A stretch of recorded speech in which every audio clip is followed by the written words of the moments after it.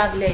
पण कृष्णाने फक्त दूधच नाही तर पुतनाची सारी शक्तीही शोषून घ्यायला सुरुवात केली. थोड्या वेळात पुतनाला त्रास होऊ लागला. ती जोर जोरात ओरडू लागली, मला सोडा, मला सोडा. इतक्यात ती आपल्या भयंकर रूपात आली आणि तिचं शरीर खूप मोठं झालं. तिच्या आवाजाने संपूर्ण गोकुळ घाबरलं. काही क्षणातच पुतना जमीनवर कोसळली आणि तिचा अंत झाला. छोटे कृष्ण तिच्या अंगावर हसत खेळत होते. हे पाहून यशोदा माता आणि नंद बाबा खूप घाबरले आणि धावत धावत ते कृष्णाजवळ आले. त्यांनी कृष्णाला उचलून मिठीत घेतलं. यशोदा माता खूप घाबरल्या होत्या, पण कृष्ण त्यांना पाहून हसत दिलासा देत होता.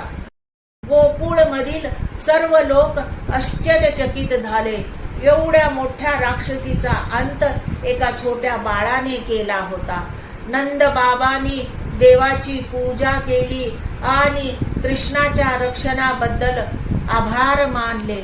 सगळ्यांना समजलं हे साधं बाळ नाही, हे भगवान विष्णूचे अवतार आहे. पण छोटे कृष्ण मात्र निरागसपणे हसत राहिले, जणू काही घडलंच नव्हतं. तर ह्या गोष्टीतून बाळांनो काय बोध मिळतंय आपल्याला? देव नेहमी आपल्या भक्ताचे रक्षण करतो. वाईट कितीही मोठं असलं तरी चांगुलपणा जिंकतो. अशा प्रकारे बालकृष्णाने पुतना राक्षसीचा अंत करून गोकुळाला मोठ्या संकटातून वाचवलं.